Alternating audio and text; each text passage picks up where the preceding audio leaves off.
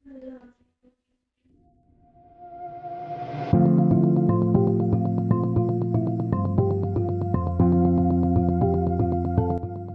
right, good morning. Thank you for initiating our divine chaplet and other prayers for this morning.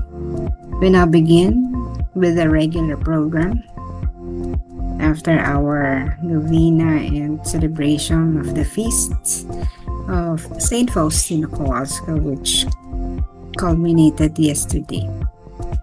Maraming salamat din po sa lahat ng mga parokya na nagdiwang, nagnobena, nagpasalamat sa ating si Santa Faustina at ganun din sa mga nag-attend ng ating celebration kahapon sa ating diocesan shrine. So again, we continue with reading and meditating or reflecting on the entry from the Diary of Saint Faustina, Divine Mercy in My Soul. So we are now in diary entry number 955. Today I heard these words.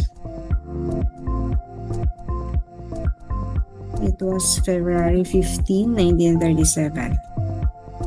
Today I heard these words in my soul. Most pleasing to my Father, know, my daughter, that the entire Holy Trinity finds its special delight in you, because you live exclusively by the will of God. No sacrifice can compare with this. February 15, 1937, narinig ko ngayon ang mga salitang ito sa aking kaluluwa. Ikaw na kinalulugdan ng aking ama, dapat mong malaman, aking anak, na natagpuan sa iyo ng buong santatlo, banal na santatlo, ang kagalakan sapagkat nabubuhay ka lamang sa kalooban ng Diyos. Walang sakripisyo na makahahalin tulad dito. It says here that when we live exclusively by the will of God, nothing, not even sacrifice, can compare with this. Yun ang pinakamahirap, no? Yung sumunod sa kalooban ng Diyos. Why is it difficult? Because most of the time, we do not know things whether these are in accordance with the will of God. Especially that the will of God is not imminent at the onset. Hindi natin agad nakikita, hindi natin alam. So, usually, ito ay bat-bat siya ng mga sufferings, hindi maganda, hindi maayos, hindi madali. And so, we as human beings, we would say, this is not good. I don't feel good here. There is difficulty here. So the tendency is to evade, iwasan ang mga pagkakataon yan. Pero ang kalooban nga ng Diyos, hindi naman yan malinaw na malinaw sa umpisa. Pag-iisipin tayo nito, padadaanin tayo sa pagsubok. That is the spiritual path. Kapag punong-puno tayo ng takot, we will never be able to understand the plan, nor we will be able to comprehend, appreciate, or identify that this thing is the plan or the will of God. For example, my heart broke last night. Sabi ng anak ko, Nay, alam mo, meron daw nag-take ng yung exam, board exam for teachers. Umalis daw yun ng maaga. No, siguro, we do not know why she had to leave that early.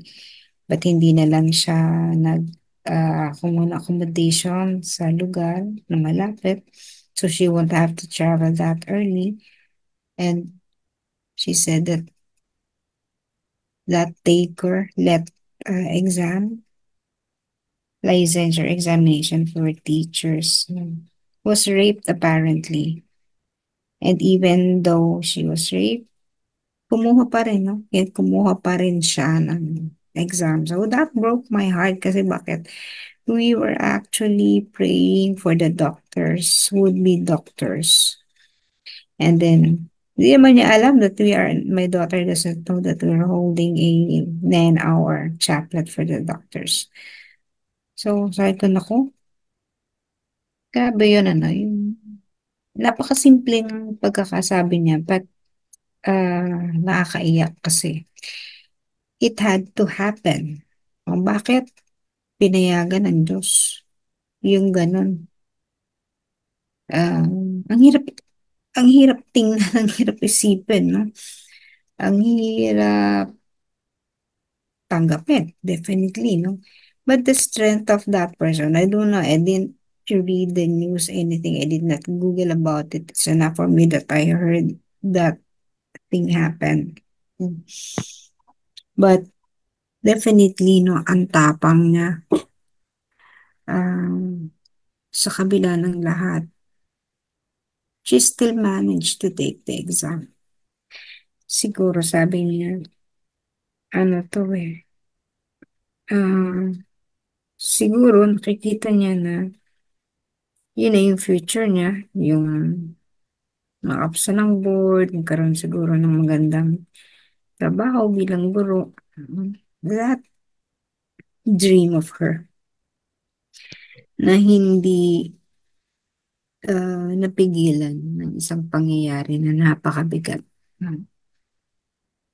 So, ang kaya kong sabihin, sapagkat hindi nga natin naiintindihan, ano ba ang plano ng Diyos para sa atin? Ano ba ang kalooban ng Diyos? Yun ba yung kalooban ng Diyos? Hmm. Bakit nangyari yung mga ganong bagay? Hindi natin talaga maiintindihan, mauunawaan bakit pinayagan niya yun. Syempre, the first thing na ipasok sa ating isip na bakit ako, bakit ganun. And we would question the existence and the love of God for us. Pero isa lang ang sasabihin ko sa inyo. May mga bagay dahil hindi naman natin naiintindihan kung bakit pinapayagan. May mga bagay na mangyayari sa buhay natin na hindi natin magugustuhan. Napakabigat, napakasakit. Pero alam nyo kung paano natin hindi mararanasan yung mga ganun or maranasan man natin ay magkakaroon tayo ng kaliwanagan. Just do good no all our life. Gumawa lang tayo ng mabuti. Kasi pag gumawa tayo, bagamat nakaguhit na sa kapalaran natin na magaganap yun. Because these things, mga ganun pangyayari, ano yan no? Nandyan talaga siya Mangyayari yan sa atin. Pero, kung gagawa tayo ng napakaraming kabutihan, napakarami na, we do not know how many, but just do good. Para magiging pambayad natin yun. Para makaligtas tayo sa mga maaaring maganap sa atin. Kasi nga hindi natin alam ano nangyari sa mga ninuno natin. So, yun yan, may mga bagay na predisposed. Paano natin maiwasan? Just do good. Pambayad yun Kasi may utang siguro tayo that we need to pay. And doing good will offset things. Parang halimbawa, maaksidente tayo. Naaksidente tayo, pero nakaligtas tayong himala. Parang hindi mo isipin. Yung iba, nasaktan, pero ikaw, na-trauma ka lang. Pero you were never hurt. Pag tinignan mo yung buhay na nangyari sa iyo, ba't ganun? Kasi you have done a lot of good things. Parang yung may isa akong devotee na kilala. Galing sila sa baryo, magsiserve sila sa Divine Mercy. Kompleto yan eh, mga commentator, devotees, ganun. Then all of a sudden, pagtawid nila doon they were in a vehicle, no? Pagtawid nila, crossing that intersection, na aksidente sila. Pero, nawasak yung sasakyan nila, na ospital sila. Pero, walang no? Nabuhay sila. Nakaligtas sila lahat. Na hospital, yes. Pero, nabuhay sila. So, parang titignan mo yun. Lord, magsisilbi ako sa iyo, no? Pero bakit nangyari yun? Pero because the Lord loves them, dahil sa maraming lang ginawang kabutihan, no? They were saved. Wasak yung sasakyan, pero they were saved. So, tinitingnan natin na mga bagay na nakapagpapagaan sa mga bagay na maaaring maganap sa atin ay yung paggawa ng maraming kabutihan. Sapagkat when that event comes, yung mga pangyayari yan mangyayari sa atin, sabihin natin parang miracle, no? Nailigtas tayo. Ako, na-aksidente ako ng dati, no, sa 8 right, I could have died. Pero, hindi mo maipaliwanag, no? Pero, makaligtas ka, ganun. Mangyayari lang siya na ganun sa buhay. Pero, maybe because I have done a lot of good things, nakapagpagaan sa mga bagay. I'm not saying that this girl did not do good things kaya nangyari sa kanya yun. Hindi ko alam, hindi natin alam. Hindi natin talaga masusukat. Pero alam nyo, ang hustisya ng Panginoong Diyos ay eksakto. Hindi natin maaaring questionin. Eksaktong-eksakto siya. Hindi man natin maipaliwanag. Halimbawa, bakit ka nakulong? Wala ka namang kasalanan na nabilanggo ka. O, anong hustisya yun? Hustisya yun ng tao pero pinayagan ng Diyos maganap. Again, we can never question God by His existence, by His plans, by His will. And we can only trust in Him. Who knows? Parang katulad niya ni Joseph, the dreamer. Kailangan siyang ibenta, kailangan siyang dumaan sa mabigat na mga pagsubok sa buhay, no? Mga bagay na dinaanan niya, hindi madali. Pero pag nakita mo dun sa dulo, kaya pala nangyari yun, ano? Kasi hindi naman mangyayari na maging siya, si Joseph the Dreamer. Hindi mangyayari na maging kanang kamay siya ng hari. Kung hindi magaganap yun, na ibenta siya papunta dun sa Ehipto.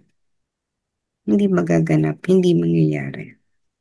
So, napakalaking pala yun, napakalaking papel pala ang gagampanan niya. Pero kung magaan lang ang buhay niya, napaka-comfortable, hindi niya, hindi siya magiging bagay doon sa responsibility or gawain na ibibigay sa kanya ng Panginoon. So, in the same way, gaano man kabigat ang mga pagdadaanan natin. Just trust in the process. Daling sabihin sa yan, sister, kasi hindi mo naranasan. Totoo po. Pero bawat isa sa atin, mayroong mga pinagdaanan, pinagdaraanan. Hindi natin pwedeng ikumpara ang bagay na naganap sa atin ay mas mabigat kaysa sa iba sapagkat naaangkop lamang ang mga bagay depende sa ating kakayahan, depende sa ating basically by what God plans for us, kung anong ang nais ng Panginoon sa atin. Again, just ano ba tinuturo sa atin ng Divine Mercy? Ang tinuturo sa atin ay trust. This is the only vessel. Ito lamang ang sisidlan na pwede nating pagsalukan ng lahat ng ating kinakailangan sa kabila ng mga bagay at pagsubok na pagdadaanan natin sa ating buhay. If we would only cultivate the virtue of trust, trusting in the Lord 100%, things will be okay for us. Magiging maayos ang mga bagay sa atin, bagamat at the onset ay hindi maganda at hindi ka nais-nais.